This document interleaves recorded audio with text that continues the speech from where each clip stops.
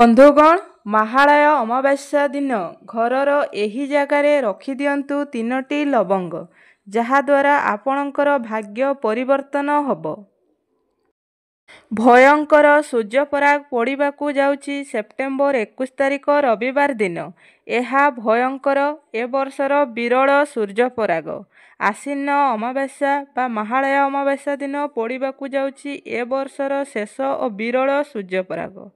ଏବେ ଆପଣମାନଙ୍କ ମନରେ ଅନେକ ପ୍ରଶ୍ନ ଥିବ, ଏହି ସୂର୍ଯ୍ୟ ପ୍ରଭାବ ଓଡ଼ିଶାରେ ବା ଭାରତରେ ଆମର ରହିବ ନା ନାହିଁ? ହାଣ୍ଡିଛାଡ଼ ନୀତି ନିୟମ, ରାଶି ଉପରେ ଏହାର ପ୍ରଭାବ। ଏହା ସହିତ ପିତୃପକ୍ଷ ସମାପ୍ତି ମଧ୍ୟ ଏହି ଦିନ ହେଉଛି। ଏହି ବିରଳ ସୂର୍ଯ୍ୟପରାଗ ପ୍ରାୟ 100 ବର୍ଷରେ ଥରେ ଦେଖିବାକୁ ମିଳେ। ଆଜିକାର ଭିଡ଼ିଓଟି ବହୁତ ଖାସ୍, କାରଣ ଏହି ଭିଡ଼ିଓରେ ଜାଣିବା ସୂର୍ଯ୍ୟପରାଗରେ କେଉଁ ରାଶି ପ୍ରତି ଏହା ଶୁଭ ଅଶୁଭ, ତା ସହିତ କ'ଣ କଲେ ଆମର ବର୍ଷଟି ଭଲରେ କଟିବ।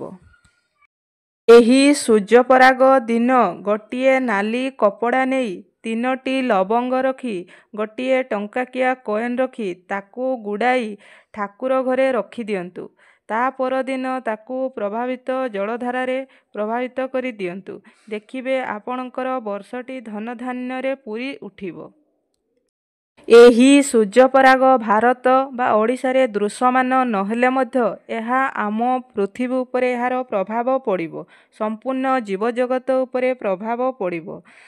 ତେଣୁ ଗ୍ରହ ନକ୍ଷତ୍ରମାନଙ୍କ ଉପରେ ଏହାର ପ୍ରଭାବ ପଡ଼ିଥାଏ।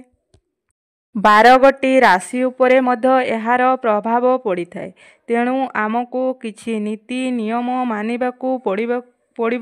ତାହେଲେ ଆମର ରାଶିଚକ୍ରରେ ପରିବର୍ତ୍ତନ ଦେଖାଦେବା ସହିତ ଆମର ଜୀବନରେ ଉନ୍ନତି ହେବ।